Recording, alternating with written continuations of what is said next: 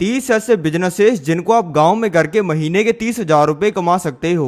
ये बिजनेसेस के अंदर सबसे कम पैसा लगता है, इनसे पैसा कमाना सबसे आसान है और ये आपको पूरी जिंदगी कमाई करके देंगे। तो चलो शुरू करते हैं पहले बिजनेस से। पहला बिजनेस है लोगों को लोन पर पैसा देना, यानी कि गोरों की भाषा में लैंडिंग करना। अब आप एक चीज समझो कि भारत देश तो बहुत बड़ा है, हम पॉपुलेशन के अंदर चाइना को भी पीछे छोड़ चुके हैं, लेकिन भारत देश में बाकी देशों के कंपैरिजन में पैसा काफी कम है। अब पैसा कम होने की वजह से पैसा कॉन्सेंट्रेटेड है बहुत ही कम अमीर लोगों के पास में। यानी कि आप देखते हो ना कि एक इंसान तो एक ही शहर में इतना अमीर है कि उसके पास में 100 करोड़ रुपया है, महंगी महंगी गाड़ियां हैं, 10 करोड़ रुपए की उसके पास में गाड़ियां हैं। लेकिन उसी गांव में एक इंसान इतना गरीब है कि वो डेली के 100 रुपए भी मुश्किल से बचा पाता है। ये चीज हो रही है पैसे ही कंसंट्रेशन की वजह से, क्योंकि देश में पैसा कम है और इसी वजह से लोगों को कई बार अपनी जरूरतें पूरी करने के लिए पैसे की जरूरत पड़ती रहती है और इसी वजह से आप लोगों को ब्याज पर पैसा देकर मोटा पैसा कमा सकते हो। आप में से जो लोग गांव में रहते हैं उनको पता ही होगा कि पहले लोन पर पैसा देना या फिर किसी को अपनी चीज किराए पर देना कितना रिस्की सौदा होता था। आज से 50-100 साल पहले अगर कोई इंसान अपनी जमीन को, घर को या फिर अपने पैसे को किराए पर दे देता था तो सामने वाला इंसान उस चीज पर कब्जा कर लेता था। क्योंकि पहले तो बात इतनी सी थी कि अगर आपकी जमीन पर या फिर आपकी चीज पर किसी ने कब्जा कर लिया तो रूल रेगुलेशन कोई काम नहीं करेंगी, आपको पावर से ही वो कब्जे को छुड़ाना पड़ेगा। उसके चक्कर में 5-10 लोग ऐसे टपक जाते थे और सामने वाला इंसान कब्जा तब भी नहीं छोड़ता था। लेकिन आजकल तो ऐसा काम करने में पूरी मौज है। सामने वाले इंसान को घर, गाड़ी, घोड़ा कुछ भी देना हो, पहले उसके पेपर पर लोग साइन करवाते हैं और अगर उस इंसान ने मना कर दिया पैसा देने से तो अगले दिन पुलिस वाले उसको उठा लेते हैं। अब ये समझो कि आप इस चीज से कैसे पैसा कमा सकते हो। और आज के टाइम पे तो इतनी मौज है कि अगर किसी इंसान को लोग लोन पर पैसा देते हैं तो उसके पास में जो चीज है उसको लिखवा लेते हैं। यानी कि सामने वाला इंसान लिख के देता है कि अगर मैं लोन नहीं भर पाया तो आप मेरा घर, गाड़ी या फिर जमीन ले लेना। और वो जो चीज होती है वो लोन के पैसे से कई गुना ज्यादा वैल्यू की होती है। यानी कि अगर किसी इंसान ने 10 लाख रुपए का लोन लिया है तो उसको ऐसी चीज लिखवानी पड़ेगी जो कि 10 लाख रुपए से भी ज्यादा की है। दूसरा तरीका जानने से पहले मैं आपको बताना चाहूंगा कि मैं अपने टेलीग्राम पे ऑनलाइन पैसा कमाने के बढ़िया तरीके शेयर करता रहता हूं। तो अभी डिस्क्रिप्शन के अंदर जाओ और टेलीग्राम के लिंक को क्लिक करके मेरे टेलीग्राम चैनल को ज्वाइन कर लो। और मेरे नाम से बहुत सारे फेक टेलीग्राम चैनल और सोशल मीडिया अकाउंट्स बने हुए हैं, उनसे बचने के लिए डिस्क्रिप्शन में मैंने स्कैम अलर्ट दिया हुआ है, तो उसको भी ध्यान से रीड कर लो। तो चलो अब जानते हैं इससे पैसा कमाने का तरीका। अगर आप गांव में जाओगे और वहां पर लोगों से जाकर पूछोगे कि भाई साहब आपने कर्जा लिया हुआ है, उसमें से कुछ लोग ऐसे होंगे जो कि आपको बताएंगे कि हाँ जी भैया हमने कर्जा लिया हुआ है। अगर आप उनसे पूछोगे ना कि भाई कितने ब्याज पर, यानी कि कितने इंटरेस्ट पर आपने कर्जा लिया हुआ है, तो सामने वाला इंसान आपको बताएगा कि मैंने 2 रुपये सैकड़ा पे, 5 रुपये सैकड़ा पे और कई लोगों ने तो 10-15 रुपये सैकड़ा पे भी ब्याज लिया होता है। अब 15 रुपये सैकड़ा का मतलब क्या है, जो लोग शहर में रहते हैं उनको समझ नहीं आया होगा। 15% सैकड़ा का मतलब ये है कि जिस इंसान को आपने लोन दिया है वो आपको उस पैसे का 15% हर महीने चुकाएगा। यानी कि अगर आपने उसको 1 लाख रुपया लोन पर दिया हुआ है तो वो आपको हर महीने 15,000 रुपये देगा और एक साल में तो लाख रुपए से भी ऊपर दे देगा। लेकिन ये चीज़ें बहुत ही रेयर केसेस में या फिर इंसान बहुत ही ज़्यादा इमरजेंसी में होता है या फिर कुछ तो इलीगल केसेस में भी होती हैं। लेकिन जो आइडियल है, जो कि माना जाता है गांव में, शहर में, वह है 2 रुपये सैकड़ा। यानी कि 2 रुपये सैकड़ा पर हर इंसान लगभग लोन लेता ही है और 2 रुपये सैकड़ा को काफ़ी कंफर्टेबल नंबर माना जाता है जिस पर ट्रांजैक्शन होती है लोन देने वाले की और लोन लेने वाले की। यानी कि मान लेते हैं आपने किसी इंसान को 1 लाख रुपए का लोन दिया तो 2 रुपये सैकड़ा के हिसाब से वो आपको हर महीने 2,000 रुपये देगा। 2,000 रुपये मल्टीप्लाइड बाय 12, यानी कि एक साल में वो आपको दे देगा 24,000 रुपये और आपके पास में टोटल हो जाएंगे 1,24,000 रुपये। यानी कि 1 लाख रुपये से आप साल की 24,000 की कमाई कर सकते हो। और अगर आपको साल की इस तरीके से 1 लाख की कमाई करनी है तो आपको लगभग 4 लाख रुपये का लोन देना पड़ेगा। और 4 लाख रुपये का जो लोन है इसके बारे में आप कहोगे, अब 4 लाख रुपए का लोन सुन के आप सोचोगे कि यार ये तो बहुत ही रिस्की सौदा है। हमने किसी इंसान को 4 लाख रुपए का लोन दे दिया, सामने वाला इंसान निकला बदमाश, तो हम तो जी हैं कमज़ोर आदमी, हम उससे पैसा वापस कैसे लेंगे, वो 2 झापड़ मार देगा तो हम तो ऐसे निपट जाएंगे। आपको मैं ऐसे थोड़ी कह रहा हूँ कि 4 लाख रुपए को आप एक इंसान को दे दो। आप डिसाइड कर सकते हो, आप ये डिसाइड कर सकते हो कि आप एक इंसान को 4 लाख रुपया दोगे, या फिर 10 लोगों को 40-40 हज़ार रुपया दोगे, या फिर 100 लोगों को 4-4 हज़ार रुपया दोगे, या फिर इससे भी कम जाओगे और 1-1 हज़ार रुपया 400 लोगों को दोगे। जो ब्याज पे पैसा देने का धंधा है ना, ये काम करता है नेटवर्क पे। इसमें आपको बनाना पड़ेगा ट्रस्ट। अगर आप लोगों को लोन दे रहे हो, उनके साथ में सही व्यवहार कर रहे हो, अगर इंसान इमरजेंसी में है तो कभी कभी माफ़ भी कर रहे हो, इस तरीके से अगर आपकी रेपुटेशन अच्छी है तो धीरे धीरे आपका नेटवर्क बन जाएगा। अगर किसी भी इंसान को लोन लेना हुआ करेगा तो लोग उसको रेफ़र किया करेंगे कि भाई इसके पास में जाकर लोन लो, ये बढ़िया बंदा है। और अगर आपने इस तरीके से नेटवर्क बना लिया और अगर आपने इस तरीके से 10 लाख रुपए का लोन दे दिया तो आपकी महीने की आराम से 10,000 की कमाई आनी शुरू हो जाएगी। अब ये वाला बिजनेस आइडिया सुन के ना आप इम्प्रेस हो गए होगे। आप सोच रहे होगे कि यार इस इंसान का दिमाग किस लेवल पर काम करता है, हमने तो सोचा भी नहीं था कि इस बिजनेस आइडिया से ऐसे पैसा कमाया जा सकता है और ये एक्चुअल में ऐसे काम करता है। आप सोच रहे होगे कि काश हमारे पास में भी ऐसा कोई तरीका होता जिससे हम जोरदार बिजनेस आइडियाज ढूंढ पाते और करोड़ों रुपए का बिजनेस बना पाते। तो चलो अभी मैं आपको बिजनेस आइडियाज को ढूंढने का एक जोरदार तरीका बताता हूँ। अगर आपको बिजनेस आइडियाज को ढूंढना शुरू करना है तो सबसे पहले आपको अपने माइंड सेट को चेंज करना पड़ेगा। हर इंसान ओरिजिनल आइडिया ढूंढता है कि यार मेरे पास में बिजनेस करने का एक ऐसा आइडिया हो जो कि पूरी दुनिया में सिर्फ मेरे पास ही हो, यानी कि 800 करोड़ लोगों में से मैं सिर्फ एक ऐसा आइडिया ले आऊं जिसके बारे में आज तक किसी ने सोचा ही ना हो। लेकिन आप खुद ही समझो कि जिस आइडिया के बारे में किसी ने सोचा ही नहीं है उससे आप पैसा कैसे कमा सकते हो, क्योंकि उस बिजनेस आइडिया के कोई कस्टमर ही नहीं होंगे। यूनिक आइडिया ढूंढना कोई बड़ी बात है क्या? मैं आपको एक यूनिक आइडिया बता देता हूँ। मार्स के ऊपर आप सुलभ शौचालय बना दो। जब वहां पर एस्ट्रोनॉट जाएंगे तो वहां पर हल्के होंगे और आपको कमाई आ जाएगी। ये यूनिक तो है, ऐसा किसी ने सोचा भी नहीं होगा, लेकिन क्या आप इससे पैसा कमा सकते हो? किसी ने इस बिजनेस आइडिया को सोचा नहीं है तो इसके कोई कस्टमर भी नहीं है। आप बचपन में चलना कैसे सीखे थे? आपने आसपास के लोगों को देखकर, मम्मी पापा को देखकर। आप बचपन में बोलना कैसे सीखे थे? आसपास के लोगों को सुनकर, बच्चों को सुनकर। लेकिन बिजनेस आइडिया आप ओरिजिनल ढूंढते हो, पूरी जिंदगी आप कॉपी करते आए हो। आपने अपनी जिंदगी में हर चीज कॉपी करके ही अचीव की है। ऐसा आपको एक भी काम याद आ रहा है जो कि आपने पूरी दुनिया से अलग किया हो लेकिन आपने उसमें तहलका मचा के रख दिया हो? जिन लोगों को आप सक्सेसफुल लोग कहते हो, यानी कि जो 1% वाले लोग हैं, वो कोई अलग काम नहीं करते हैं, वो हर काम को अलग तरीके से करते हैं। अगर आपको एक जोरदार बिजनेस आइडिया चाहिए तो आप उस बिजनेस आइडिया को लोगों से कॉपी करो कि यार ये इंसान पैसा कमा रहा है अपने बिजनेस से, इसको मैं अपने बिजनेस के अंदर कैसे एग्जीक्यूट कर सकता हूँ, या फिर सेम ही चीज करके मैं कैसे पैसा कमा सकता हूँ। क्योंकि जिस चीज से लोग पैसा कमा रहे हैं वो तो फेल हो जाती है। बहुत बड़े बड़े बिजनेस होते हैं जिनमें हजारों करोड़ का इन्वेस्टमेंट लगा होता है, वो फेल हो जाते हैं जो कि हजारों सालों से चल रहे होते हैं। अगर आप कोई ऊट पटांग आइडिया सोचते हो तो वो तो शुरू करने से पहले ही फेल है। इसलिए अगर आपको बिजनेस आइडियाज को ढूंढना शुरू करना है तो लोगों से उनको कॉपी करना शुरू कर दो।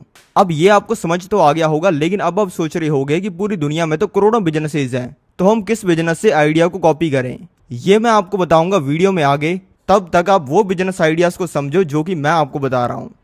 अब जानते हैं दूसरे बिजनेस के बारे में जो कि है डेयरी का। डेयरी का बिजनेस एक ऐसा जोरदार बिजनेस है ना कि ये कभी भी बंद नहीं होने वाला। आज तक आपने ये चीज़ ढेर सारे बिजनेसेस के साथ में सुन ली होगी कि यार फलाने बंदे का बिजनेस था वो बर्बाद हो गया। आपने सुना होगा कि फलाने बंदे की किराने की दुकान थी, उसके साइड में से हाईवे निकल गया, लोग वहाँ से जाने लग गए और उसकी दुकान पर लोगों ने आना बंद ही कर दिया। फलाने बंदे का रेस्टोरेंट था वो बर्बाद हो गया। फलाने बंदे की छोटी सी फैक्ट्री थी, बिजनेस चेंज हो गया तो अब उसका धंधा ही नहीं रहा। ये चीज़ आपने आज तक दर्जनों लोगों के साथ में सुन ली होगी, लेकिन आपने आज तक अभी ये सुना है कि यार फलाने बंदे की डेयरी थी और फिर लोगों ने उस शहर के अंदर दूध ही पीना बंद कर दिया और वो इंसान बर्बाद हो गया। ये जो डेयरी टाइप के बिजनेस होते हैं ना, इनमें मज़ा ये होता है कि भले कुछ भी हो जाए इनका यूज़ लोग करेंगे ही। डेयरी हो गया, दवाइयाँ होंगी, हॉस्पिटल्स हो गए, इस तरीके की चीज़ों का लोग हमेशा यूज़ करेंगे ही। और ये एक ऐसा बिजनेस है जिससे लोग ज़्यादातर टाइम शिफ्ट भी नहीं करते हैं। इंसान एक स्कूल से निकाल कर दूसरे स्कूल में अपने बच्चे को लगा लेगा, लेकिन एक डेयरी से अगर वो पहले दूध ले रहा है तो दूसरी डेयरी पर शिफ्ट नहीं करेगा, क्योंकि उसको डर होगा अपनी हेल्थ का। अब मैं आपको बताता हूँ कि डेयरी का बिजनेस करके लोग लाखों करोड़ों रुपया कैसे कमा रहे हैं। सबसे पहले ये समझते हैं कि डेयरी के बिजनेस के अंदर कोर चीज़ क्या है। डेयरी के बिजनेस में कोर चीज़ है गौ माता। गौ माता जो कि 15 से लेकर 20 लीटर दूध देती है, वो आती है लगभग 1 लाख रुपए की। 1 लाख रुपए के अंदर अच्छी आपको गाय मिल जाएगी। और डेयरी बिजनेस के अंदर ऐसा भी होता है कि अगर आप गाय को अच्छा चारा डालते हो, वो ऑर्गेनिक है, वो अच्छे तरीके से उगाया हुआ है, उसमें कोई पेस्टिसाइड्स नहीं है, तो वो और ज़्यादा दूध देती है। इसी वजह से जिन लोगों के फार्म है वही ये चीज़ को करते हैं, क्योंकि उनके पास में एज होती है इस बिजनेस के अंदर आगे निकलने की। एक जो गाय 1 लाख रुपए की आती है, वो महीने का 30,000 रुपये तक का बिजनेस जनरेट करके दे देती है। ये कैसे होता है, चलो जानते हैं। गाय आई 1 लाख रुपए की, देती है वो आराम से डेली का 15 से लेकर 20 लीटर दूध। अब आप ये बताओ कि 1 लीटर दूध बिकता कितने का है। कुछ लोगों को नॉलेज होगी, कुछ लोगों को नहीं होगी, इसी वजह से अलग अलग आंसर आएंगे। कोई कहेगा 30 रुपये, 50 रुपये, 100 रुपये तक भी कुछ लोग जाएंगे जिनको नॉलेज नहीं है। मैं आपको बताना चाहूँगा कि 1 लीटर दूध वही चीज़ है जैसा कि है एक फ़ोन 200 रुपये का भी आता है, 20,000 का भी आता है, और एप्पल का 2 लाख का भी आता है। प्रोडक्ट में फ़र्क नहीं है, प्रोडक्ट सारे फ़ोन ही हैं, लेकिन उसकी प्रेजेंटेशन के अंदर फ़र्क है। 1 लीटर दूध से सिर्फ 20 रुपया भी कमाया जा सकता है। बंदा अगर बकवास क्वालिटी का माल प्रोवाइड कर रहा है तो 40 रुपया भी, 80 रुपया भी, 100 रुपया भी और 500 1000 रुपया भी लोग 1 लीटर दूध से कमाते हैं। बस इसमें यूज़ आपको करनी होती है क्रिएटिविटी। लेकिन हम मान रहे हैं कि एक इंसान थोड़ी मोटी तिकड़म लगाकर, थोड़ा मोटा छोटी मोटी क्रिएटिविटी का यूज़ करके 1 लीटर दूध से 50 रुपये कमा रहा है। तो 20 लीटर एक दिन में दूध निकला एक गाय का, उससे कमाए 50 रुपये, तो कमाई हो गई 1000 रुपये की। 1000 को मल्टीप्लाई कर दो 30 के साथ में, यानी कि वो उस गाय से कमा लेगा 30,000 रुपये। या फिर अगर आप ये चीज़ करोगे तो आप कमा लोगे 30,000 रुपये। लेकिन ये 30,000 रुपया प्रॉफिट नहीं है। कई स्टार्टअप्स के साथ में आपने सुना होगा ना कि कंपनी का रेवेन्यू है 100 करोड़ रुपए का, कमाती है महीने के 2 लाख रुपए या 10 लाख रुपए। इसके अंदर भी ये रेवेन्यू है, इसमें से जो एक्सपेंस है वो कटेगा। 30,000 रुपये का रेवेन्यू तो बन गया, कमाई तो बन गई, लेकिन ये आपकी जेब के अंदर तभी जाएगा या तो आप इसके अंदर सिर्फ खुद ही काम कर रहे हो, आपकी बीवी बच्चे इसमें काम कर रहे हैं बिजनेस में। लेकिन अगर आपने लोगों को रख के काम करवाया है तो कम से कम डेली का आपका इस चीज़ से इतना पैसा कमाने के लिए खर्चा होगा 300 रुपये का, और महीने में होगा 9,000 का, जो कि बनता है मोटा मोटा 10,000। तो यानी कि 30,000 रुपये का रेवेन्यू होगा, उसमें से 10,000 जो है वो एक्सपेंस हो जाएगा और बचेंगे मोटे मोटे 20,000 रुपये, और ये जाएगा आपकी जेब में। और दूध से पैसा कमाने के बहुत सारे तरीके हैं, जैसे कि मैंने आपको बताया कि 50 रुपया तो आराम से बन जाता है। सिर्फ दूध भी बेच रहे हैं लोकल कंपनियों को तो बन जाता है। अगर हम इससे एक लेवल ऊपर जाएं और एक लेवल ऊपर के किसान बने तो वो बेचते हैं अमूल जैसी कंपनियों को दूध, या फिर और भी जो डेयरी कंपनीज़ हैं वो कमा लेते हैं इससे भी ज़्यादा पैसे। और जो टॉप लेवल के किसान होते हैं वो 1 लीटर दूध से जो सबसे ज़्यादा पैसा कमाते हैं वो करते हैं घी का काम। मैं खुद एक ऐसे इंसान को जानता हूं जिसने डेली 100 लीटर दूध का जुगाड़ बना रखा है, यानी कि उसने बहुत सारी गायें रख रखी हैं। 100 लीटर दूध वो डेली निकालता है और हर लीटर दूध वो बेचता है 60 रुपये का, यानी कि वो डेली की 6,000 की कमाई करता है। जैसे बिजनेस आइडियाज़ मैं आपको बता रहा हूँ, वैसे बिजनेस आइडियाज़ आपको भी काफ़ी बार आते होंगे।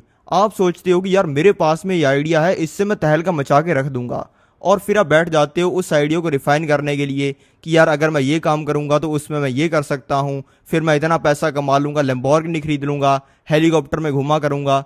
लेकिन बाद में आप उस पर कभी काम ही नहीं करते हो और बाद में आपके उस आइडिया का कुछ नहीं होता है।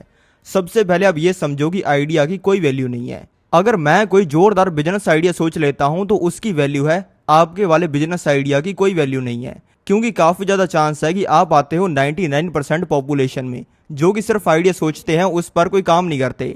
भारत की 150 करोड़ की पॉपुलेशन है, अगर हर इंसान डेली 2 आइडिया भी सोच लेगा ना तो 300 करोड़ आइडिया हो जाएंगे। और हर इंसान अपने वेले टाइम में ऐसा ऊट-पटांग दिमाग लगाता रहता है, इसलिए भारत में डेली हजारों करोड़ आइडिया सोचे जाते हैं, लेकिन उनमें से काम करके पैसा कौन कमा पाता है? जो कि जो बिजनेस आइडिया सोचता है उस पर काम करना शुरू कर देता है। अगर आप एक आदत बना लेते हो कि आप एक छोटा सा आइडिया सोचोगे, उस पर काम करोगे, बाद में अगर वो सही परफॉर्म नहीं किया तो अगला आइडिया ढूंढोगे, ऐसे अगर आप करते रहोगे तो आपकी ज़िंदगी के अंदर स्नोबॉल इफेक्ट आएगा।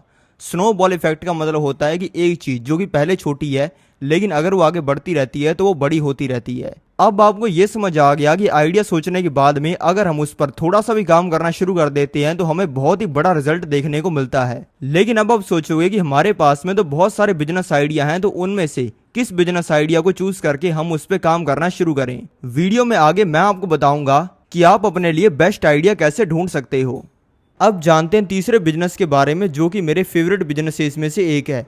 ये बिजनेस हजारों सालों से चलता आ रहा है और आगे भी हजारों सालों तक चलेगा। आपके परदादा के टाइम से ये बिजनेस चलता हुआ आ रहा है और आपके पोते के पोते के टाइम तक ये चलेगा।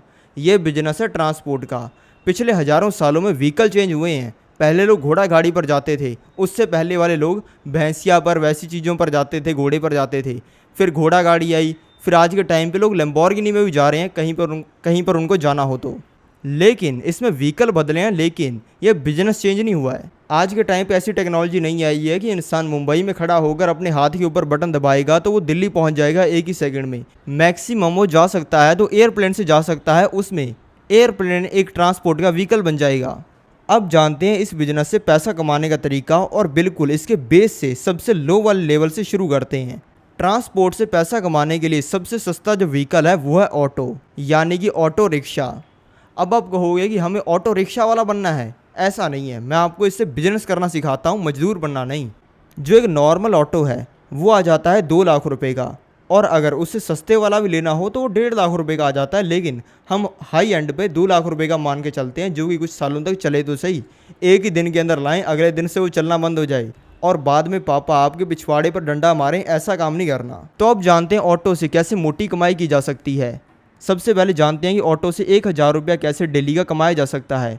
1,000 रुपया आपको वैसे कमाना मुश्किल लग सकता है कि यार 1,000 रुपया डेली का कमाना बहुत मुश्किल है, बड़ी बड़ी जॉब करने वाले नहीं कमा पाते, लेकिन ऑटो से कमाना ये बिल्कुल आसान है। 1,000 रुपया कमाने के लिए अगर इसको गांव में चलाएं, हर इंसान एवरेज, ऑटो में बैठने वाला हर इंसान एवरेज 10 रुपये तो देता ही है।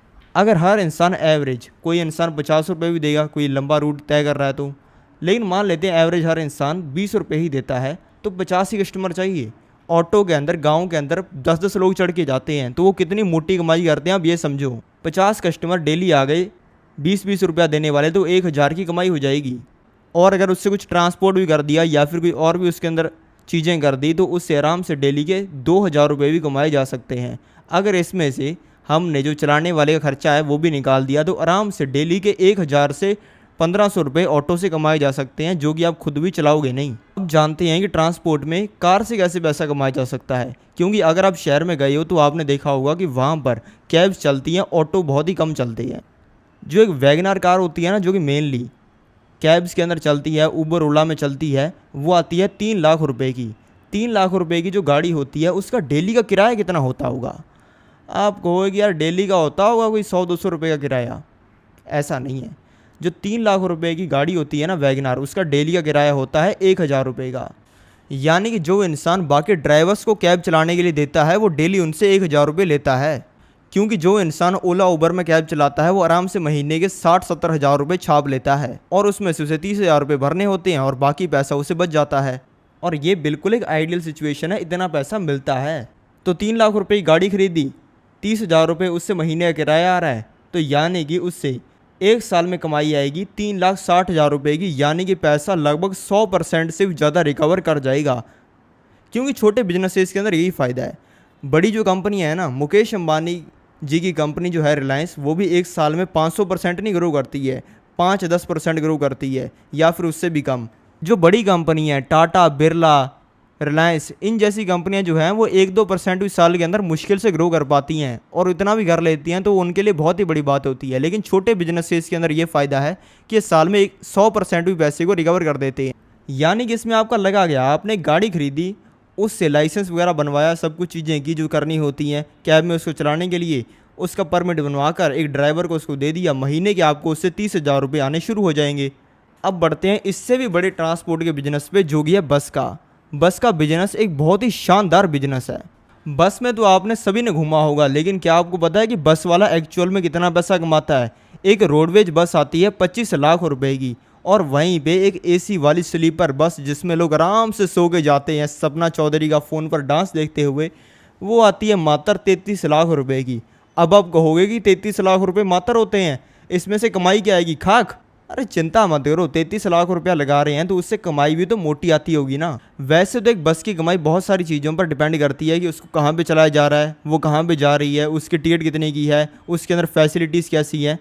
लेकिन इसमें मोटा मोटा हिसाब किताब चलो हम मारते हैं। सबसे पहले बस खरीदने के बाद में जो खर्चा आता है उसका हिसाब किताब लगा लेते हैं। जो बस का टॉप का ड्राइवर होता है वो भी 25,000 रुपये के अंदर नौकरी करता है, और जो कंडक्टर होता है, हेल्पर होता है, वो करता है 15,000 रुपये में नौकरी, और ये भी टॉप का। कईयों को तो 10,000 रुपया भी नहीं मिलता। 25,000 और 15,000 हुए 40,000। यह है फिक्स एक्सपेंस। और ऊपर से अगर बस डेली चल रही है, दिन के अंदर 10-10 घंटे चल रही है, तो वो डेली 4 से लेकर 5,000 रुपये का फ्यूल बर्न करेगी। तो इसमें 5,000 रुपया और जो तो इसमें हम 5,000 रुपया और जोड़ देते हैं, ये हो गया 45,000 रुपया।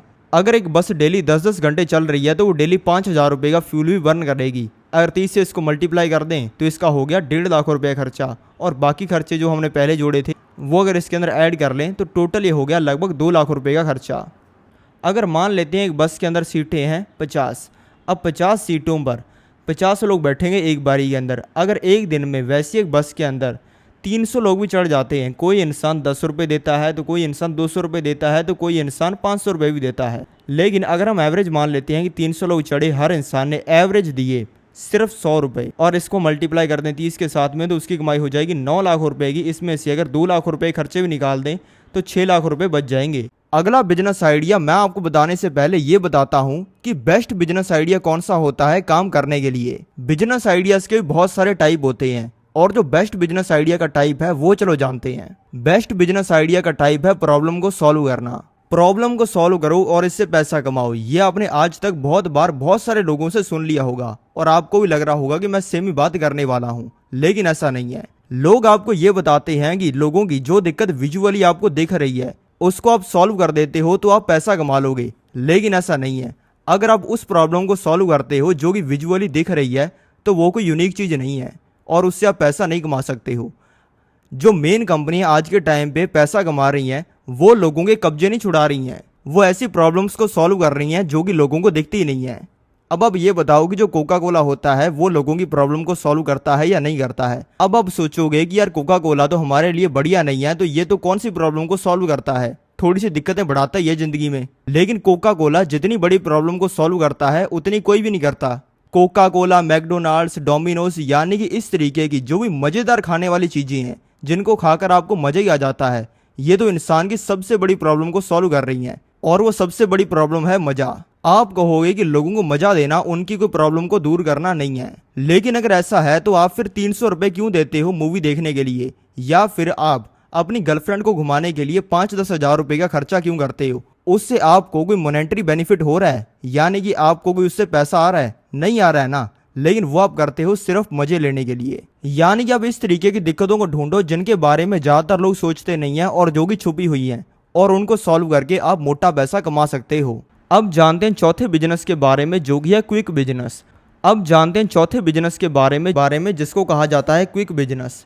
यानी कि ये बिजनेस साल के अंदर 24 घंटे 365 दिन नहीं चलता, ये चलता है साल में 3-4 दिन, या फिर और ज़्यादा पकड़ लें तो 5 दिन, और मैक्सिमम पकड़ लें तो 10 से लेकर 15 दिन। यानी कि इसको करने वाले लोग साल में ज़्यादा टाइम काम नहीं करते। नॉर्मल टाइम पे तो अपनी नौकरी या फिर अपना कोई छोटा मोटा बिजनेस करते हैं, लेकिन क्विक बिजनेस के टाइम पे वो एकदम से तैयार हो जाते हैं मोटा कैश छापने के लिए। क्विक बिजनेस आपको हर साल देखने को मिलता है। जब कोई होली दिवाली जैसा त्यौहार आता है तब आपके शहर के अंदर बहुत सारी दुकानें लग जाती होंगी ना, जिनके बारे में आपको पता ही नहीं होता कि यार ये किस इंसान की है। नॉर्मली जो इंसान गांव में रहता है उसको पता होता है कि यार ये फलानी दुकान पप्पू हलवाई की है, ये बिल्लू मिस्त्री की है। लेकिन फेस्टिवल पर ऐसे ऐसे लोग दुकान लगा लेते हैं जिनके बारे में किसी को पता ही नहीं होता शहर में कि ये है कौन, और यही लोग मोटा पैसा छापते हैं। क्विक बिजनेस में सबसे ज़्यादा फेमस है पटाखों का बिजनेस। तो इसी से कितना पैसा बन सकता है चलो जानते हैं। क्विक बिजनेसेस में सबसे ज़्यादा फेमस है पटाखों का बिजनेस। जब आप बचपन में पटाखे खरीदने के लिए जाते थे तब आपकी मम्मी या फिर आपके पापा आपको क्या कहते थे कि पैसों को क्यों आग लगाने के लिए जा रहा है, मैं दे देता हूँ तेरे को 50 रुपये, 100 रुपये, 200 रुपये, उसको ही आग लगा दे और जाकर 2000 के पटाखे मत खरीद। ऐसा क्यों कहा जाता था?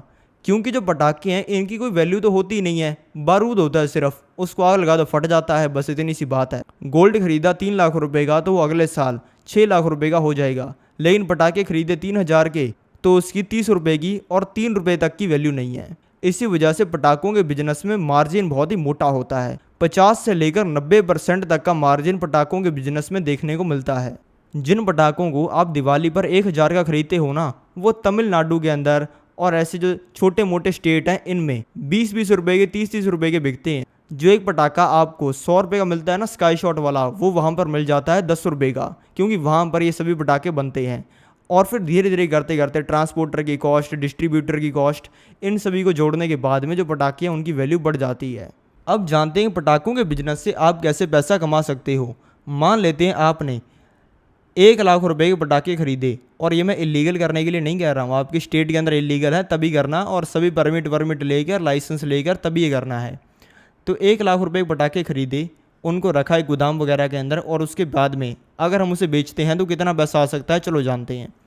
मैंने आपको बताया कि 50 से लेकर 90% तक का मार्जिन इसमें मिल जाता है, लेकिन कुछ पटाखों के अंदर मार्जिन काफ़ी कम रहता है, लेकिन 10% का तो उनमें भी रहता है, यानी कि मोटा मोटा 30% का मार्जिन इसमें मिल जाता है। यानी कि लाखों रुपए के पटाखे खरीदे तो उससे 30,000 की कमाई होती है। और ये होती कुछ इस तरीके से है। मान लेते हैं आपने 1 लाख रुपए के पटाखे खरीदे और उनको बेचने के लिए लगा दिया। वैसे तो लोग ज़्यादा पैसे के पटाखे खरीदते हैं बिजनेस करने वाले, लेकिन हम 1 लाख रुपए का एग्जाम्पल ही लेते हैं। तो 1 लाख रुपए के मान लेते हैं आपने पटाखे बेचने के लिए लगाए हुए हैं, और आपके पास में एक इंसान आया और उसने आपसे 1,000 रुपए के पटाखे खरीद लिए। तो इसमें से आपका 30% मार्जिन बन जाएगा, जो कि मैंने आपको पहले बताया था, जो कि होगा लगभग 30 रुपये का, जो कि होगा लगभग 300 रुपये का। अब आप बोलोगे कि मैंने तो कहा था कि 50 से लेकर 90% का मार्जिन इसमें बन जाता है, तो ऐसा क्यों नहीं हुआ। कुछ पटाखे ऐसे होते हैं जिनमें क्योंकि कुछ पटाखे ऐसे भी होते हैं जिनमें 5-10% का मार्जिन ही बनता है। तो 300 रुपये एक इंसान से कमाई हुई, 10 लोग अगर आए तो उनसे कमाई हो जाएगी 3,000 की। और ये सिर्फ मैं एक दिन की बात बता रहा हूँ। अगर ऐसे एक दिन में 100 लोग आ गए, अगर इसको मल्टीप्लाई कर दें तो नंबर आ जाएगा 30,000 रुपये का, यानी कि एक दिन के अंदर 30,000 रुपये की कमाई हो जाएगी। और अगर डेली के इस तरीके से 30,000 रुपये, कभी 20,000 रुपये, 10,000 रुपये फेस्टिवल के सीजन के अंदर बनते रहते हैं, तो ऐसी दुकान लगाकर ही आप 3-4 लाख रुपये कमा सकते हो।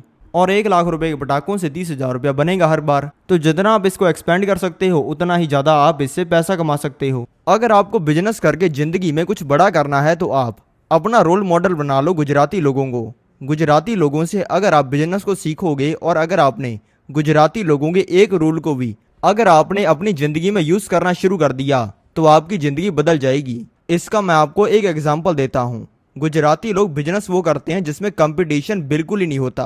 आप बहुत कम बार देखोगे गुजराती लोगों को ऐसा बिजनेस करते हुए जिसमें हर तीसरा बंदा काम कर रहा है। ना के बराबर चांस है कि आप कोई ऐसे गुजराती को देखोगे जिसने अभी टैक्सी का काम करना शुरू कर दिया है, खेती करनी शुरू कर दी है, यानी कि ऐसा बिजनेस करना शुरू कर दिया है जिसको हर तीसरा इंसान कर रहा है।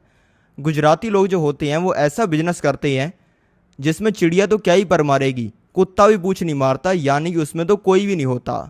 गुजराती लोग बड़े बाजार में छोटी इलायची का बिजनेस करके एक लंबी रोल्स रॉयस लेते हैं, लेकिन वहीं पे आप वही काम करते रह जाते हो जिसको हर तीसरा इंसान कर रहा है।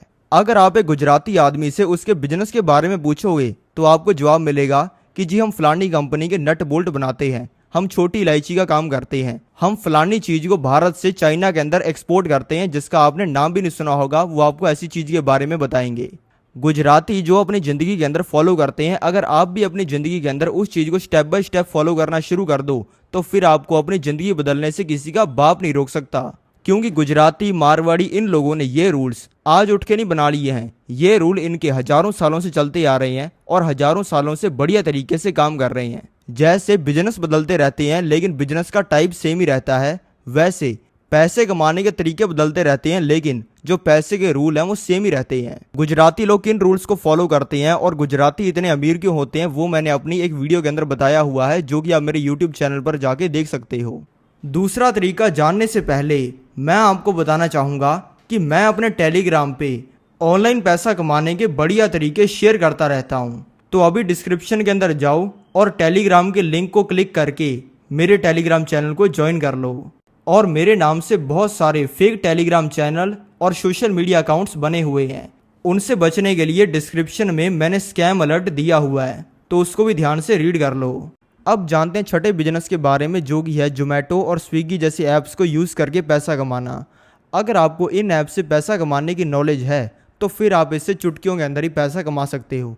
अभी मैं आपको बताता हूँ कि अगर मुझे ऐसे ऐप से 50-60 हज़ार रुपये महीने के कमाने हो तो मैं कैसे कमाऊंगा, और आपको मैं अपना पूरा बिजनेस प्लान रिवील करता हूं। ये बिजनेस है इन जैसे ऐप्स पर कॉफ़ी बेचने का। 8 रुपये की बोतल आ जाती है जिसमें डालकर कॉफ़ी बेची जाती है। 8 रुपये की बोतल, उसमें डाला जाएगा 15 रुपये का दूध, तो टोटल ये हो जाएगा 23 रुपये।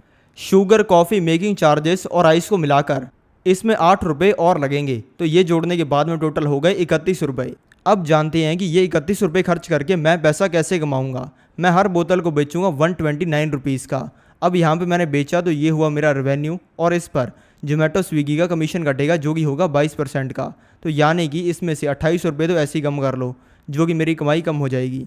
ये कम करने के बाद मेरे पास में बचेंगे 101 रुपये, और इसमें से अगर हम अपना पहले वाला 31 रुपये का खर्चा घटाते हैं तो फिर हमारे पास में बचेंगे सिर्फ 7 रुपये। और अगर इसमें से भी 4 रुपये का जो पैकेजिंग का खर्चा है वो कम कर देते हैं तो हर बॉटल पे हमें बचेंगे 66 रुपये, जिससे मेरी एवरेज पर ऑर्डर टिकट कॉस्ट पहुंच जाएगी 250 रुपीज़ से भी ज़्यादा की। और अगर मैं इस तरीके से डेली की सिर्फ 30 बॉटल बेचता हूं तो मैं पूरे महीने में कमा लूँगा 60,000 रुपये। और इसमें मेरा लगा क्या, मेरे खर्चे जो हैं वो निकल जाएंगे। और जो मैंने इसमें चीज़ें जोड़ी जैसे कि पैकेजिंग की कॉस्ट, वो सारी चीज़ें वो मैंने इसलिए जोड़ी क्योंकि अगर मुझे बिजनेस करना हो तो मैं इसमें जो भी फालतू की चीज़ें हैं, मेहनत वाला काम है, वो मैं बिल्कुल भी नहीं करूँगा। मैं बस बैठकर नोट गिनूंगा। और इसी बिजनेस को आप गाँव में भी कर सकते हो।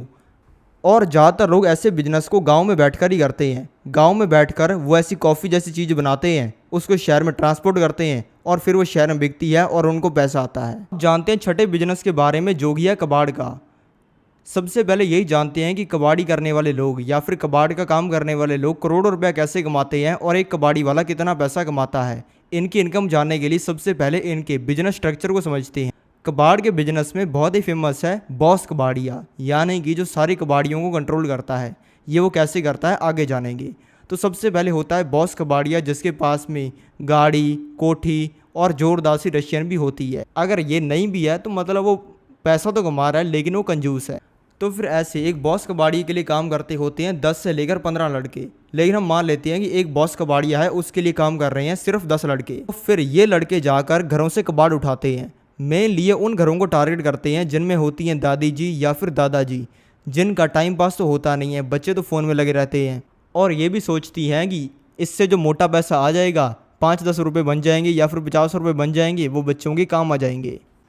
और फिर ये कबाड़ी वाले बहुत सारे घरों में जाते हैं और घरों से ये पुराने कागज़, प्लास्टिक की चीज़ें, मेटल की चीज़ें खरीदते हैं। और एवरेज घर से ये कबाड़ को खरीदते हैं 400 रुपये का।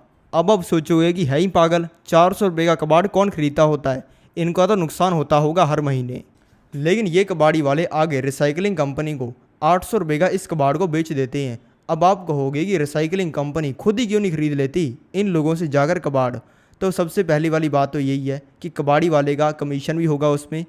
और दूसरी बात यह है कि कबाड़ी वाला इसे सिर्फ एक रिसाइकलिंग कंपनी को नहीं बेचता, वो मल्टीपल रिसाइकलिंग कंपनीज को बेचता है। जैसे कि बोतलों का कबाड़ पानी बनाने वाली कंपनी को बेच दिया और इलेक्ट्रॉनिक्स का कबाड़ इलेक्ट्रॉनिक्स बनाने वाली कंपनी को बेच दी। यानी कि ऐसे कबाड़ी वाले हर घर से 400 रुपया कमाते हैं और एक एवरेज कबाड़ी वाला डेली ऐसे 10 घरों से कबाड़ उठाता है। जैसे इसकी डेली 4,000 की और महीने की 1,20,000 की कमाई हो जाती है। और फिर इसमें से कमीशन जाता है बॉस कबाड़ियों को। जो रिसाइकलिंग कंपनीज इस कबाड़ को खरीदती हैं वो इसको रिसाइकल करके और ज़्यादा चीज़ें बनाती हैं।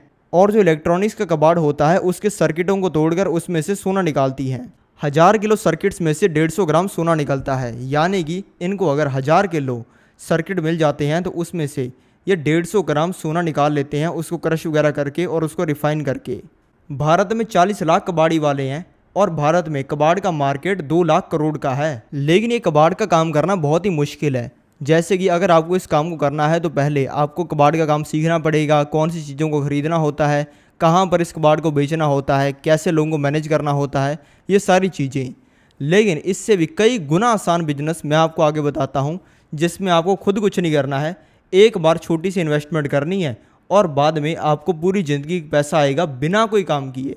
लोग आपको आपके पास में आकर पैसा दे के जाएंगे। अगर आपको बिजनेस करके अपनी ज़िंदगी में कुछ बड़ा करना है तो कभी भी आप स्टार्टअप करने के ऊपर फोकस मत करना, बिजनेस करने के ऊपर फोकस करना। स्टार्टअप और बिजनेस सुनने में तो बिल्कुल सेम लगते हैं, लगता है कि दोनों के अंदर सेम ही काम करना होता है, लेकिन दोनों में ज़मीन आसमान का फ़र्क है। अगर आप एक ऐसे इंसान से बात करोगे जो कि स्टार्टअप कर रहा है और उससे पूछोगे कि भाई तू कितना पैसा कमा रहा है, तो वो कहेगा पैसा, वो क्या होता है, हम पैसा वैसा कमाने के ऊपर ध्यान नहीं देते। अभी हम कस्टमर्स को एक्वायर कर रहे हैं, अभी हम एड्स चला रहे हैं, उससे कस्टमर लाएंगे, फिर 120 सालों बाद उससे पैसा कमाएंगे, और अभी हम महीने का 1 लाख रुपए का घाटा कर रहे हैं। और जो बड़े स्टार्टअप हैं वो हर महीने 10 करोड़ का, 20 करोड़ का, 100 करोड़ का भी घाटा करते हैं। स्टार्टअप्स के पास में दूसरे लोगों का पैसा होता है, इन्वेस्टर्स का पैसा होता है, और उसको वो उड़ाते रहते हैं। और जिन स्टार्टअप्स के बारे में आप सोचते हो ना कि ये स्टार्टअप साल का 1,000 करोड़ 2,000 करोड़ कमाता है, वो स्टार्टअप होता ही नहीं है, वो होता है एक बिजनेस। बस उसकी टैगलाइन होती है स्टार्टअप। सबसे पहले आपको ये क्लियर करने की जरूरत है कि पैसा जेब से जा रहा है वो कोई बिजनेस नहीं है, पैसा जेब में आ रहा है वो बिजनेस है। अगर एक इंसान की कंपनी है, उसमें 50 लोग काम कर रहे हैं लेकिन वो पैसा कुछ नहीं कमा रहा, वो बिजनेसमैन कम है। लेकिन वहीं पे अगर एक पंचर वाला है जो कि डेली के सिर्फ 500 रुपए भी कमा रहा है ना, तो वो उस इंसान से बड़ा बिजनेसमैन है जिसके पास में 50 लोग काम कर रहे हैं लेकिन वो पैसा एक नहीं कमा रहा। यानी कि मनी इन, यानी कि पैसे का आना बिजनेस होता है, पैसे का जाना कोई बिजनेस नहीं होता, वो होता है नुकसान। अगर आप कोई ऐसा बिजनेस करने के बारे में सोच रही होगी, अभी तो 1 साल आपका नुकसान होगा, अगले साल आपको पैसा आएगा, तो अगले साल आप कहोगे कि यार अगले साल पैसा आएगा, और इस तरीके से साइकिल कंटिन्यू होता जाएगा। नुकसान में बिजनेस को चलाकर बाद में उससे मोटा पैसा कमाना शुरू कर देना, यह है बड़े लोगों का काम। ये चीज Mukesh Ambani sir, Gautam Adani sir, Ratan Tata sir कर सकते हैं, लेकिन आप नहीं कर सकते हो। आपके पास में पैसा लिमिटेड है, आपके पास में मैन पावर लिमिटेड है, यानी कि काम करने वाले लोग लिमिटेड है, आपकी नॉलेज भी लिमिटेड है, क्योंकि आज तक आपने काफ़ी ज़्यादा चांस है कि कोई भी बिजनेस नहीं किया है, यानी कि हर चीज़ आपके पास में लिमिटेड है। इसलिए आप अनलिमिटेड टाइम तक किसी भी चीज़ को करते नहीं रह सकते हो। आपके पास में टाइम लिमिटेड है। आपको लगता है कि यार मैं तो वेला हूँ, मैं तो पूरी ज़िंदगी भी किसी भी काम को करके देख सकता हूँ, बहुत ज़िंदगी बड़ी है, लेकिन आपके पास में टाइम लिमिटेड है। आपके पास में 2-3 साल ही होंगे जिनमें आप कुछ करके देख सकते हो, बाद में आपको भी कुछ छोटा मोटा करना पड़ेगा, क्योंकि आपको अपना घर भी चलाना है। आप सोचते होगे कि यार मेरे पास में तो मैन पावर भी अनलिमिटेड है, यानी कि मेरे पास में तो काम करने वाले लोग भी बहुत हैं, मेरा छोटा भाई है उससे काम करवा लूंगा, मेरी बहन है उससे काम करवा लूंगा, कोई छोटा मोटा करना होगा। थोड़े टाइम बाद वो भी आपके लिए कोई काम नहीं कर पाएंगे, क्योंकि उनकी शादी हो जाएगी या फिर वो खुद का कुछ करना शुरू कर देंगे। और ना ही आपके पास में अनलिमिटेड नॉलेज है। ऐसा नहीं है कि आप कोई भी बिजनेस को करोगे आपके पास में इतनी नॉलेज है कि आप बकवास से बकवास बिजनेस से पैसा कमाना शुरू कर दोगे। इसलिए आपको बिजनेस भी ऐसा चुनना पड़ेगा जिसमें आप दिमाग कम लगाओ लेकिन पैसा ज्यादा आए। और फिर बड़े लेवल पर जाने के बाद में आप फिर ऐसा बिजनेस कर सकते हो जिसमें आपका दिमाग ज्यादा लगे और पैसा कम आए, क्योंकि तब आपके पास में दिमाग होगा तो सही। इस बिजनेस से पैसा कमाने के लिए सबसे पहले आपके पास में 60 से लेकर 70 स्क्वायर फुट की जगह, इस बिजनेस से पैसा कमाने के लिए आपके पास में 60 से लेकर 70 स्क्वायर फुट की जगह होनी चाहिए। उसके ऊपर एक छोटा सा कोठा बना हुआ होना चाहिए या फिर एक छोटी सी दुकान टाइप की जगह बनी होनी चाहिए, और उसके ऊपर कंक्रीट की छत होनी चाहिए, और वहाँ पर 24 घंटे इलेक्ट्रिसिटी होनी चाहिए। यानी कि ऐसा नहीं होना चाहिए कि आपके पास में लोग आएँ और एकदम से फ्यूज़ उड़ जाए और बाद में वहाँ पर कोई इलेक्ट्रिसिटी रही ही ना। और वो एक गुड विजिबिलिटी वाली जगह होनी चाहिए, यानी कि लोगों को दिखना चाहिए कि यार ये है जगह। क्योंकि अगर आपने इस बिजनेस को किसी जगह पर छुपाकर या फिर एक छोटे मोटे कारखाने में किया तो वहाँ पर एक इंसान नहीं आएगा। अब आप पूछोगे कि उस जगह पर हमें एक्चुअल में करना क्या है। उस जगह पे आपको खोलना है एक एटीएम, और ये चीज़ करने के बाद में आपको अपने शहर के सबसे बड़े बैंक के पास में जाना है। ऐसा नहीं है कि आप Lallu Panju private limited bank के अंदर चले गए और उसने आपका मामला रिजेक्ट कर दिया और बाद में आपने सोचा कि यार ये बिजनेस तो मैं कर ही नहीं सकता। आपको जाना है अपने शहर के बड़े बैंक के पास में, और बड़े बैंक में जाने के बाद में आपको उस जगह की लोकेशन, अपनी इन्फॉर्मेशन, अपनी चड्डी का साइज़ सब कुछ बैंक वालों को देना पड़ेगा। और ये देने के बाद में वो चेक करेंगे कि आपकी एक्चुअल में औकात है एटीएम खोलने की या फिर नहीं है। और फिर अगर आपने बैंक के अंदर इस चीज़ को क्लियर कर लिया तो फिर बैंक वाले टीम को भेजेंगे वहाँ पर चेकिंग करने के लिए।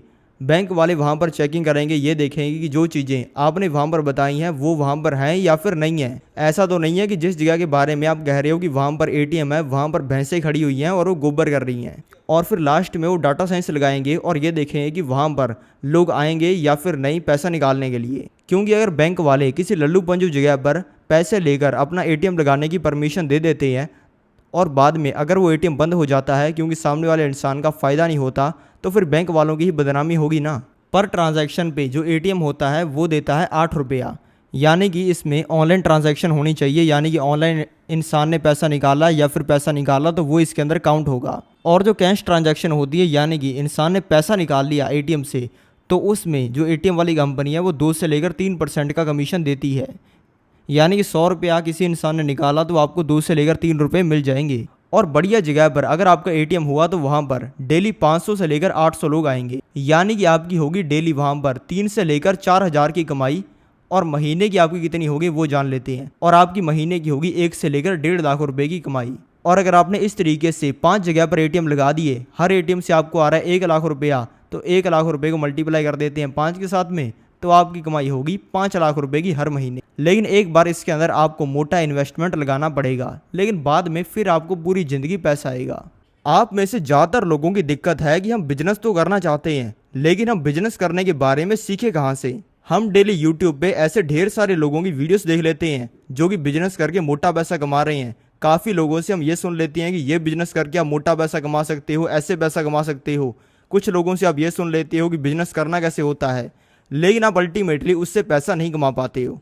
क्योंकि अगर आप यूट्यूब से, इंस्टाग्राम से या फिर ऐसे किसी भी ऑनलाइन प्लेटफॉर्म से बिजनेस करने के बारे में सीख रहे हो तो उसकी कोई वैल्यू नहीं है। अगर आपको पानी में तैरना नहीं आता है और अगर मैं आपको पूरी ज़िंदगी सिखाता रहूं, यानी कि अगर आपको नहीं आता है, आपको बचपन में 5 साल से मैं सिखाना शुरू कर देता और 50 की उम्र तक सिखाता और बाद में आपको पानी में कूदने के लिए कहता, तो आप पहली बार में नहीं तैर पाते या कुछ भी कर पाते, क्योंकि वो सारा किताबी ज्ञान है, वो एक्चुअल लाइफ में काम नहीं करता।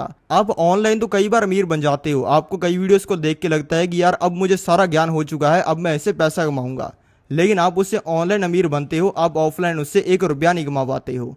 अगर आपको एक्चुअल में धंधा करके पैसा कमाना है तो एक्चुअल में जो लोग काम करते हैं उनसे आप सीखना शुरू करो। जब भी आपकी जेब से 1 रुपया लगे ना, आप ये देखो कि आपकी जेब से सामने वाला इंसान पैसा कैसे ले गया। अगर आप एक गोलगप्पे की रेडी वाले के पास में भी जाते हो गोलगप्पे खाने के लिए, तो ये सोचो कि आप वहाँ पे क्यों गए, वहाँ पर पास में एक और रेडी थी, वहाँ पर भी जा सकते थे। अच्छा, इसकी जो एडवर्टीजमेंट थी, इसका जो बोर्ड था वो कूल था। उस गोलगप्पे वाले ने अपनी गोलगप्पे की रेडी एक लड़कियों के हॉस्टल के बाहर लगा रखी थी, वहाँ पर 3-4 लड़कियाँ गोलगप्पे खा रही थी, तो आप भी चले गए। वो सस्ते बेच रहा था, उसके बोलने का तरीका क्या था, वो एस्टिमेटेड कितना पैसा कमाता होगा डेली का, उसने 1 घंटे में कितने गोलगप्पे बेचे, हर चीज़ के ऊपर आप ध्यान दो। आप भले माचिस की एक तेली खरीद रहे हो या फिर एक गाड़ी खरीद रहे हो, हर टाइम ये ध्यान दो कि सामने वाला इंसान आपसे पैसा कैसे ले गया। क्योंकि जो आप पैसा कमाते हो वो पैसा कमाना नहीं होता, वो किसी से पैसा लेना होता है। पैसा बनाना तो सिर्फ काम सरकार का है, पैसा सरकार छाप सकती है, जितना चाहे उतना छाप सकती है, लेकिन आप सिर्फ लोगों से पैसा ले सकते हो। अगर आपको लोगों से पैसा लेना है तो आपको सीखना भी तो पड़ेगा कि कैसे लेते हैं, इसलिए आप इस चीज के ऊपर काम करना शुरू करो। इसके बारे में कोई इंसान बात नहीं करता। मुझे पूरा यकीन है कि आप इस चीज के बारे में मेरी वीडियो के अंदर पहली बार सुन रहे हो। आपने आज तक सुना होगा बिजनेस करके पैसा कमाने के तरीकों के बारे में, बिजनेस करने के सीक्रेट्स के बारे में, लेकिन आज तक आपने ये नहीं सुना होगा कि लोगों से पैसा लेना सीखना कैसे है। अगर आप कोई भी बिजनेस करते हो तो उसमें आपको लोगों से पैसा लेना तो पड़ेगा। अगर आपको वही नहीं आता तो फिर आप कोई भी बिजनेस करके पैसा नहीं कमा सकते हो। लेकिन अगर आपको ये आता है कि लोगों से मैं इफेक्टिवली पैसा कैसे ले सकता हूँ, तो फिर आप कोई भी बिजनेस करके पैसा कमा सकते हो। अब जानते हैं 7वें बिजनेस के बारे में। जो 7वां बिजनेस है वो है रेडी लगाने का। ये रेडी किसी भी तरीके की हो सकती है, ये गोलगप्पे की रेडी, कचौरी की रेडी या फिर समोसे की रेडी हो सकती है। एक इंसान कचौरी की रेडी से महीने के 10 लाख रुपए कैसे कमाता है, चलो मैं आपको बताता हूँ। उसने सबसे पहले एक जोरदार सी रेडी बनवा ली बिल्लू मिस्त्री से 15,000 रुपये में, और बाद में फिर वहाँ पर उसने काम करने के लिए एक रामू काका को रख लिया। और फिर जो रामू काका को उसने नौकरी पर रखा है, उसकी राशन का खर्चा, उसकी महीने की सैलरी, कचौरी को बनाने वाले इंग्रेडिएंट्स, कचौरी की दुकान का रेंट जोड़कर उसकी हर कचौरी बनने लग गई 5 रुपए की। अब ऐसे बिजनेस में ऐसा होने पर लोग गलती क्या करते हैं, 5 रुपए की कचौरी बन रही है तो इसको 15 रुपए का बेचते हैं, 20 रुपए का बेचते हैं, हर कचौरी पर 15-20 रुपए कमाएंगे। लेकिन उसने ऐसा नहीं किया। उसने फिर 5 रुपए की कचौरी बनाकर 5 रुपए की ही बेचनी शुरू कर दी, यानी कि उसने अपने सारे कंपटीटर से सस्ती कचौरियाँ बेचनी शुरू कर दी। और ऐसा करते ही पूरे गांव के लोग, आसपास के शहरों के लोग उसके पास में कचौरियाँ खाने के लिए आने लग गए। लोग तो उसके पास में से 10-10, 100-100 कचौरियाँ लेके जाते थे, क्योंकि यार इतना बड़ा मेगा ऑफर कौन इंसान छोड़ता है, ये तो फ्री होगी ना 5 रुपए की कचौरी। तो भारत में तो लोगों को 5 रुपए के अंदर एक गधा भी दे दो ना कि यार गधा चाहिए तुझे। भारत में तो लोगों को फ्री में एक शेर भी दे दो ना कि यार तू शेर को रख ले अपने घर पे, लोग वो भी रख लेंगे कि यार किसी ना किसी तरीके से तो पैसा आ ही जाएगा इससे। और ये करने की वजह से फिर उसकी कचौरी की रेडी आसपास के सभी गाँवों के अंदर पूरी फेमस हो गई। इससे वो पैसा तो नहीं कमा रहा था, हर महीने उसका पैसा लग ही रहा था, हर महीने हज़ारों में उसका खर्चा हो रहा था। लेकिन ऐसा करने की वजह से, क्योंकि उसका ट्रस्ट बन गया लोगों में, लोगों ने उसकी रेडी पर आना शुरू कर दिया, तो फिर उसने कचौरी का रेट भी बढ़ाना शुरू कर दिया। वो पहले बेच रहा था 2000 कचौरियाँ डेली की, तो उसने जो 5 रुपए की कचौरी थी उसका रेट बढ़ाना शुरू कर दिया। पहले उसने उसका रेट बढ़ाया सिर्फ 1 रुपये का, 5 की कचौरी कर दी 6 रुपये की, फिर उसका बढ़ाया 2 रुपये का, उसने कर दी 8 रुपये की, फिर उसने वापस से बढ़ाया 1 रुपये का, ऐसे वो हर महीने 1 रुपया 2 रुपया उसका रेट बढ़ाता गया और इस तरीके से धीरे धीरे चलते हुए उसने 2 सालों में अपनी एक कचौरी 20 रुपये की कर दी। यानी कि एक महीने के अंदर 20 रुपये की नहीं की, एक महीने में अगर वो 5 रुपये की कचौरी को 20 रुपये का कर देता तो लोग कहते कि यार ये तो बेवकूफ़ बना रहा है, पहले इसने हमें 5 रुपये की कचौरी का लालच देकर बुला लिया और अब 20 रुपये की कचौरी बेचना चाह रहा है। अरे बेटा, हम इतना जल्दी मूर्ख नहीं बनने वाले। लेकिन वहीं पे अगर उसने 1-1 2 रुपया करके प्राइस बढ़ाया तो लोगों ने कहा कि यार महंगाई बढ़ रही है तो इसको बढ़ाना पड़ रहा है। उसका 5 रुपये हर कचौरी को बनाने का खर्चा होता है और 15 रुपये हर कचौरी पर बचते हैं, क्योंकि वो हर कचौरी को 20 रुपये का बेचता है। वो डेली की 2000 कचौरियाँ बेचता है, यानी कि हमें 15 को मल्टीप्लाई करना पड़ेगा 2000 के साथ में, यानी कि वो डेली के कमाता है 30,000 रुपये। कई बार जब छुट्टियां वगैरह होती हैं तब वो डेली के 40,000 रुपये भी कमाता है, और जब वीकेंड्स के ऊपर काफ़ी लोग बिजी होते हैं तब वो कई बार डेली के सिर्फ 20,000 रुपये ही कमाता है। अगर हम 30,000 को भी मल्टीप्लाई कर देते हैं 30 के साथ में तो नंबर आएगा 9 लाख रुपये का, यानी कि वो बुरे मंथ में महीने के 6-7 लाख रुपये और अच्छे मंथ में महीने के 8 से लेकर 9 लाख रुपये भी कमा लेता है। अगर आप एक मोमोज़ की रेडी लगा लेते हो ना तो उससे आप डेली के 2-3 हज़ार रुपये आराम से कमाने शुरू कर सकते हो, क्योंकि मोमोज़ की प्लेट होती है 50 रुपये की। अगर आपने डेली की 200 प्लेट भी बेच दी तो आपकी डेली की 10,000 की कमाई हो जाएगी। इसमें से खर्चा कितना हो जाएगा, मान लेते हैं 5,000 का भी खर्चा हो गया तो डेली के 5,000 रुपये तो बचेंगे ना, वो होते हैं महीने के 1.5 लाख रुपये। आठवां जो बिजनेस है जिससे आप मोटा पैसा कमा सकते हो वो है रियल एस्टेट। रियल एस्टेट से पैसा कमाने का सबसे पहला मैं आपको तरीका बताता हूँ, जो कि है फ्लिपिंग। फ्लिपिंग का मतलब होता है सस्ती चीज़ को खरीदना और कुछ ही महीनों में उसे महंगा बनाकर बेचना। रियल एस्टेट से पैसा कमाने के मेनली 2 तरीके होते हैं। पहला वो तरीका होता है जिसको पप्पू टाइप के लोग यूज़ करते हैं। एक मान लेते हैं एक लल्लू इंसान है जिसका नाम है पप्पू, तो वो क्या करता है, वो 1 करोड़ रुपये का एक फ्लैट को खरीदता है। 1 करोड़ का फ्लैट वो इसीलिए खरीद लेता है क्योंकि बिल्डर जो होते हैं वो उसे लालच देते हैं कि यार ये तेरा फ्लैट की जो वैल्यू है ना वो 5 साल के अंदर 3 करोड़ रुपए की हो जाएगी, 4 करोड़ की हो जाएगी, तुझे इससे महीने की 10 लाख की कमाई आएगी, और इस तरीके की 50 लालच उसे देकर फ्लैट को बेच देते हैं। लेकिन बाद में उसके फ्लैट का प्राइस बढ़ता नहीं है, क्योंकि फ्लैट एक तो होते हैं 2x2 के, यानी कि गाँव में जितना अपना वॉशरूम होता है उतना तो शहर में लोगों का फ्लैट होता है। तो इसी वजह से 20 सालों में भी उसका जो फ्लैट है वो 2 करोड़ रुपए का ही होता है, यानी कि उसका पैसा 20 सालों के अंदर डबल होता है। यानी कि ये हुई उसकी एक लल्लू इन्वेस्टमेंट। और जब वो उसको किराए पर देने की कोशिश करता है तब भी उसको उससे महीने का 0.10% और साल का 1 से लेकर 2% ही किराया आता है। और यार बैंक के अंदर भी 7-8% मिल जाता है, यानी कि वो रेंट के हिसाब से बिल्कुल बकवास इन्वेस्टमेंट है। लेकिन वहीं पे अब समझते हैं वो तरीका जिसको स्मार्ट लोग यूज़ करते हैं। इस तरीके में लोग रियल एस्टेट से अपने पैसे को 2 गुना 3 गुना तो करते हैं, लेकिन 20-30 सालों में नहीं, बल्कि 2-3 महीनों में और मैक्सिमम 1 साल में। लेकिन वहीं पे जो स्मार्ट इंसान होगा वो कुछ ऐसा करेगा, वो सबसे पहले एक 50 लाख रुपए की ज़मीन खरीदेगा, और वो ज़मीन कोई बहुत ज़्यादा तगड़ी ज़मीन ही होगी जिसके बारे में कह सकेंगे यार इससे शानदार कोई ज़मीन ही नहीं है। वो हो गई बिल्कुल बकवास ज़मीन, यानी कि वो वाटर लेवल से ऊंची होगी, यानी कि उसमें पानी अच्छे से लगता नहीं होगा, उसमें ना ही पानी को स्टोर करने के लिए कोई कुआं यानी कि वेल होगा, ना ही वहाँ पर कोई घेराबंदी होगी यानी कि बाड़ी होगी, यानी कि जानवर उसके अंदर ऐसे घुसकर खाते रहते होंगे जो उनको चाहिए, ना ही उसके अंदर रात को रुकना है अगर किसी को तो वैसी कोई जगह होगी। यानी कि वो खेती करने के लिए बिल्कुल ही बकवास ज़मीन होगी, और वो उसको 50 लाख रुपए का ख़रीद लेगा। लेकिन ख़रीदने के बाद में वो उस ज़मीन से करेगा फ्लिपिंग, यानी कि उस ज़मीन को कन्वर्ट करेगा ऐसी ज़मीन में जो कि लोगों को चाहिए। वो उसके अंदर एक कुआं बना देगा जहाँ पर लोग अपना पानी रख सकते हैं, वो बाहर में घेराबंदी कर देगा जिससे जानवर उसके अंदर घुस नहीं पाएंगे, वो उसका जो लेवल है वो सही कर देगा मिट्टी विट्टी भरवा कर ताकि पानी उसमें से अच्छे से लग पाए। वो उसके अंदर एक मोटर लगवा देगा जहाँ से पानी पूरे खेत के अंदर लगाया जा सके। वो वहाँ पर रहने के लिए एक छोटी सी जगह बना देगा, यानी कि सारी वो चीज़ें करेगा जिससे वो ज़मीन खेती करने के लायक बन जाए। और फिर ऐसे 10-12 लाख का खर्चा करने के बाद में 5 महीने में वो उस ज़मीन को बेच देगा 1 करोड़ रुपए की, यानी कि 10 लाख रुपए खर्चा करेगा, 50 लाख की ज़मीन खरीदेगा और उसको 5 महीने बाद में 6 महीने बाद में बेच देगा 1 करोड़ रुपए की। यानी कि वहीं पे जो पप्पू टाइप के लोग हैं जो कि फ्लैट खरीदते हैं उनको अपने पैसे को दोगुना करने में लग जाते हैं, लेकिन वहीं पे जो लोग स्मार्ट तरीके से रियल एस्टेट की गेम को समझते हैं उनको अपने पैसे को दोगुना करने के लिए 6 महीने से लेकर 1 साल ही लगता है। मान लेते हैं आप एक 10 लाख रुपए की ज़मीन को खरीदते हो, उस पर 2 लाख रुपए खर्चा करते हो, और फिर मान लेते हैं आप इसी स्ट्रैटेजी को लगाते हो और एक 10 लाख रुपए की ज़मीन को खरीदते हो, 2 लाख रुपए का उसके ऊपर खर्चा करते हो और फिर उसकी क्वालिटी बढ़ाकर कुछ ही महीनों में उसको 20 लाख रुपए का बेच देते हो। तो यानी कि इसमें से टोटल आपका प्रॉफिट हो जाएगा 8 लाख रुपए का, और ये होने में मान लो आपको लग गए 12 महीने, तो यानी कि आपकी महीने की होगी लगभग 66,000 की कमाई।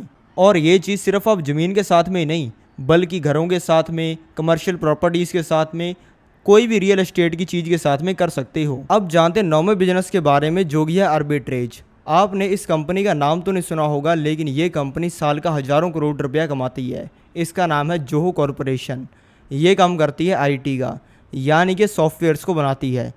अब आपको इसका नाम सुन के लग रहा होगा कि यार सॉफ्टवेयर बनाने वाली कंपनी है, तो शहरों के अंदर बड़े ही कूल से लोग होते होंगे, लैपटॉप लेकर सॉफ्टवेयर बनाते होंगे, अलग ही इनके डाटा सेंटर होते होंगे जहाँ पर पता नहीं क्या क्या होता होगा। लेकिन ये कंपनी लोगों से काम करवाती है भारत में और सॉफ्टवेयर्स को बेचती है अमेरिका जैसे देशों में। लेकिन इस काम को ये कंपनी शहरों में नहीं करती, यानी कि शहरों में इस कंपनी के ऑफिस बहुत ही कम है। ये मेनली गांव वाले लोगों से काम करवाती है और फिर उन सॉफ्टवेयर्स को भारत के बड़े शहरों में और अमेरिका जैसी कंट्रीज़ के अंदर बेचती है। और इसी चीज़ का यूज़ करते हैं बहुत सारे लोग, यानी कि वो आर्बिट्रेज का फ़ायदा उठाते हैं। अब अगर आपको एक इंसान से शहर में काम करवाना है तो वो एक काम के लिए मांगेगा 50,000 रुपये, लेकिन वहीं पे वही काम आपको एक इंसान से गांव में करवाना है तो वो आपसे मांगेगा सिर्फ 5-10 हज़ार रुपये। यानी कि आप इस आर्बिट्रेज का फ़ायदा उठा सकते हो। यानी कि आपको पहले एक बिज़नेस को बिल्ड करना पड़ेगा।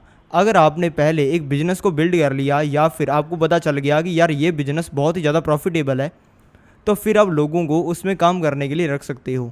अगर आपका सीधा सीधा हिसाब किताब है कि अगर आपको किसी इंसान को 20,000 रुपया देने पर आपका 50,000 रुपये का बिजनेस आ रहा है, तो और लोगों को हायर करो। जितना ज़्यादा आप लोगों को हायर करते जाओगे उतना ही ज़्यादा पैसा कमाओगे।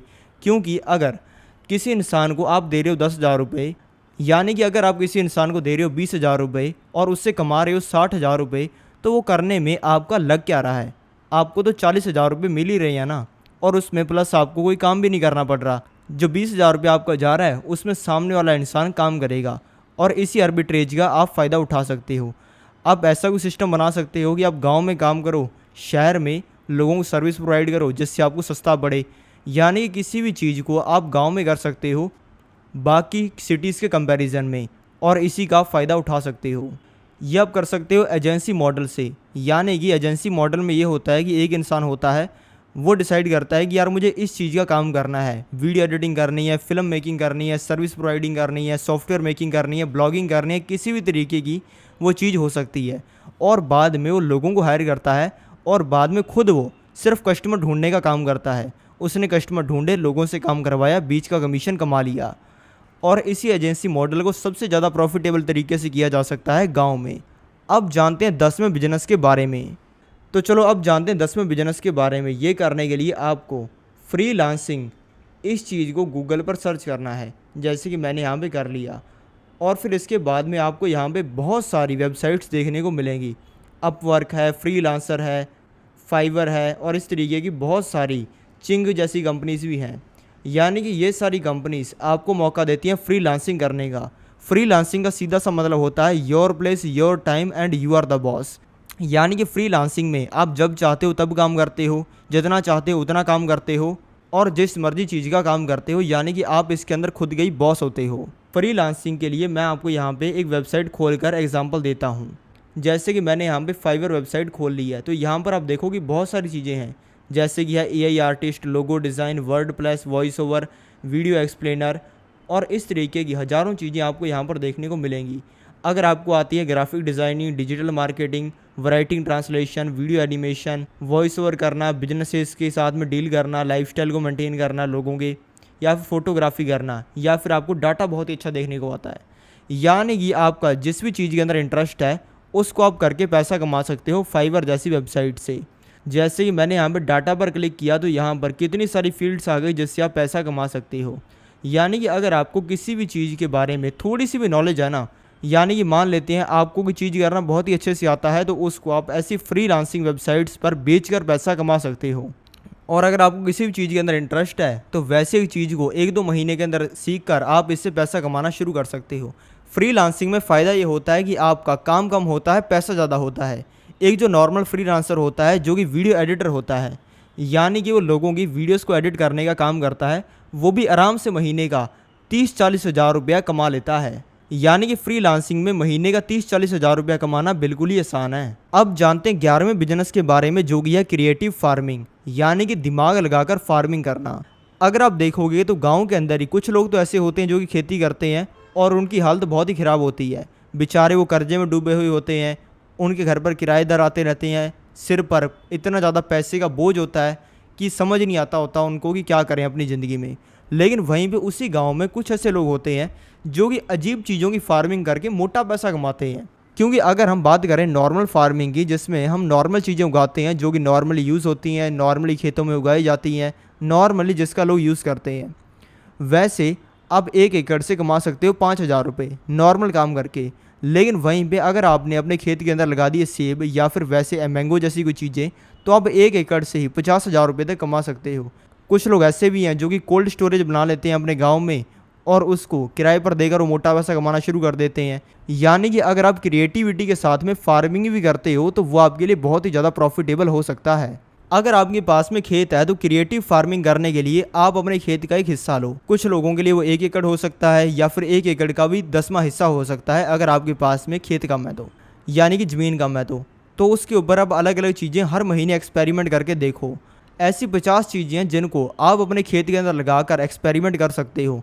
अगर आपने बहुत सारी चीज़ें थोड़े थोड़े टाइम तक करके देख ली, थोड़ा थोड़ा पैसा लगाकर, तो आपको ऐसी बहुत सारी चीज़ें मिल जाएंगी जिससे आप आराम से 1 एकड़ से 30-40 हज़ार रुपया महीने का कमा सकते हो। अगर आपने ऐसी बहुत सारी चीज़ें करके देख ली तो आपको ऐसे बहुत सारे तरीके मिल जाएंगे जिससे आप कुछ ही एकड़ ज़मीन से महीने के लाखों रुपए तक कमा सकते हो। मैं आपको मिलता हूँ अगली वीडियो में, और ये जो वीडियो आपको स्क्रीन पर दिखाई दे रही है ये है मेरी फेवरेट वीडियो और ये आपकी ज़िंदगी भी बदल सकती है। तो अभी इस पर क्लिक करो और इसे देखो।